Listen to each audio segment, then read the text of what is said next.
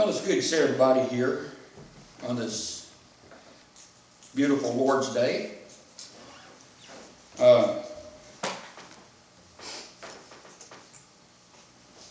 This last week I attended a meeting over at the County Extension Office. It's kind of a follow-up stemming out of a meeting that was held at Lakeview a few weeks ago, of where the county judge executive had asked the churches to kind of step up and help with the needs of Webster County. You know, we still need to do that.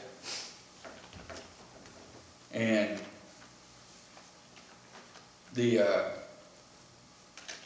was a meeting that kind of came out from it, and it's still talking about the same thing. It was in a couple of different things that we can do. And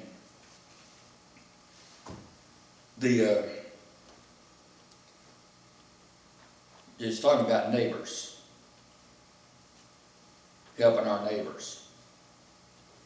And that reminded me of the question, who is my neighbor? Who is our neighbor? In Luke chapter 10,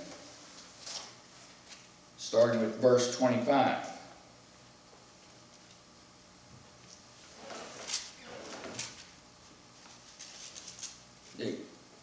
We have a discourse on who is our neighbor.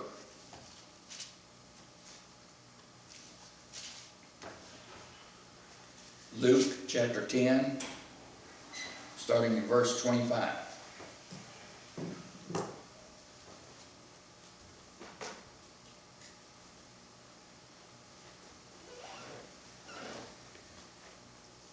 And behold, a certain lawyer stood up and tempted him, saying, Master, what shall I do to inherit eternal life? And he was asking that of Jesus, as we know. This is Jesus answering. He said unto him, What is written in the law? How readest thou? The lawyer responds, and he answering said, Thou shalt love the Lord thy God with all thy heart, and with all thy soul, and with all thy strength, and with all thy mind, and thy neighbor as thyself.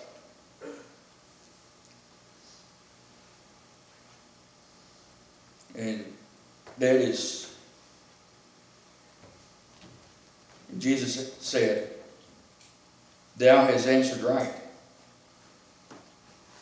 Do this, and thou shalt live. But he, willing to justify himself, said unto Jesus, And who is my neighbor?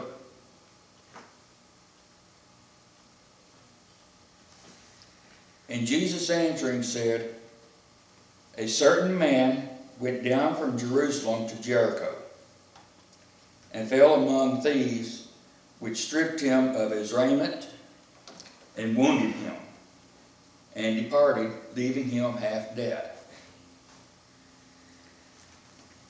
And by chance there came down a certain priest that way, and when he saw him, he passed by on the other side.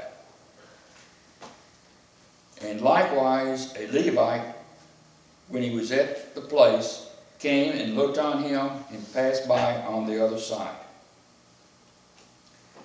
But a certain Samaritan, as he journeyed, came where he was. And when he saw him, he had compassion on him, and went to him and bound up his wounds, pouring in oil and wine, and set him on his own beast, and brought him to an inn, and took care of him. And on the morrow, when he departed, he took out 2 pence and gave them to the host, and said unto him, Take care of him, and whatsoever thou spendest more, when I come again, I will repay thee. Now, which of these 3 thinkest thou was neighbor unto him that fell among the thieves? And he said, He that showed mercy on him. Then Jesus said unto him, Go and do thou likewise. Go and be a neighbor to everybody that is in need. That's what Jesus is saying there.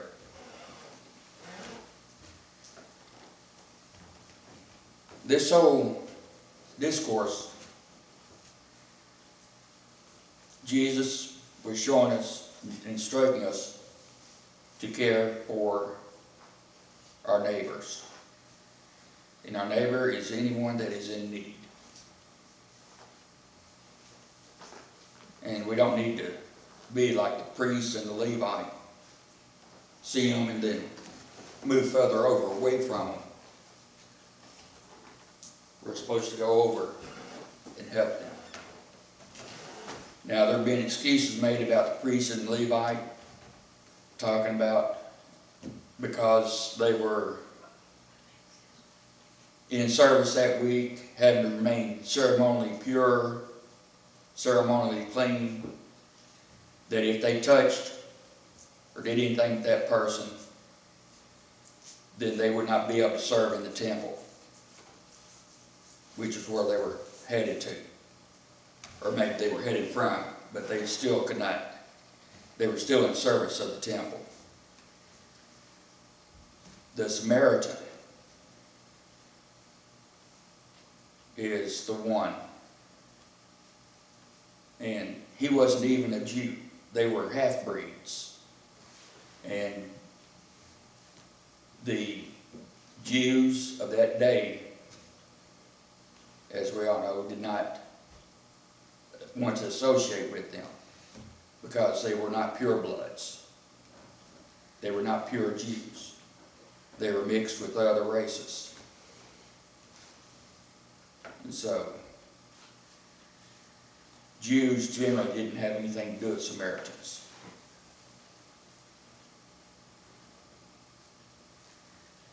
And then, towards the end of the story, the Samaritan, as he puts him on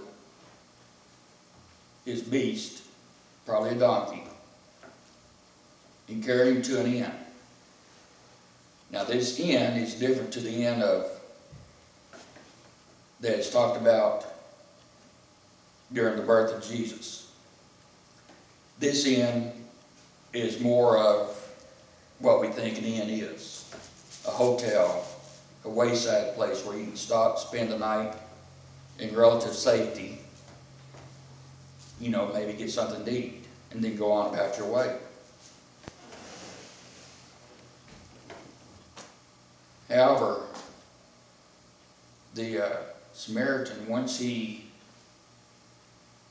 got up the next morning after tending to the one that had fallen to the robbers, instead of saying, well, I've done all I can for you, good luck, and I'll hope to see you again. No, he doesn't say that. He makes him comfortable that next morning. Then he goes to the owner, manager of that inn, and pays him some money. He says, here is some money. Spend it to make sure this guy gets healed properly, and is cared for. His room's paid for. Don't throw him out to the wolves. Get him back to health.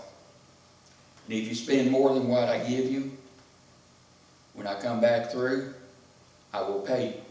I'll pay it up. And then the Samaritan goes on his way. And that ends the story. Jesus then asked, who was the neighbor? And of course the lawyer answers, the one that showed mercy on him, showed compassion. And Jesus said, go and do thou likewise. He is telling us, he was telling him, go to your neighbor. Ask them if there's anything they need help with. Try to help them if you can. If not, put them in touch with somebody that can assist them. And that is what we are trying to get going here in Webster County with the churches. And through the Preachers Association is all the churches can kind of come together. And we know we're small. Each individual church is small. But collectively, we can do a great good. You know, our church, we don't have that much money. We don't have that much ability to do stuff. But we do know of others around, and if we can't do it, say, I can't do it, but there's this church down the road. There's a person in that church that might be able to help you. I believe they would be able to help you with your need, depending on what that need was, or if they need food. We do support the food bank here in Providence. If they need food, don't know where to go, take them down to the food bank. Introduce them to some of the people down there and help them get started on the process of being able to get the food they need. Now, we couldn't afford to go out and buy the groceries, but we can take them to a place they can get the food. And that is what we need to do. One of the things we need to do is we get started into this ramp up towards Easter. Because the whole story of Easter is about love. And one of the things we can do to show love is to help our neighbor by providing for them somehow, giving them a ride to the doctor, or getting them in touch with somebody that can give them a ride to the doctor, or getting them food, just even to go visit and sit with them for a while. You know, we can do that. Because there are some people in this county that there's no family around. Very few people, if any at all, might even check up on them. See how they're doing. They're just sitting in their house day after day. No one to visit. No one coming by seeing how they're doing. And that is one way we can help, by go out and visit others and just being a friend to them. And so, with that, I'll finish up. And I'll probably preach on this again next Sunday, talking about change. Because the church needs to change so we can be an effective force for Webster County and bring change to Webster County. So, if you would like to get ready to have our invitation, hymn 462, Love, Live with Me. If you want to join our fellowship through profession of faith or statement of faith or a letter, I'll be down here in front to receive you. If you got something you want to pray to God about, you can either stay at your seat and pray, or come up front here to me and I'll pray with you. Whatever God has laid on your heart. Just come down and as we get ready to sing. Number 462, stand.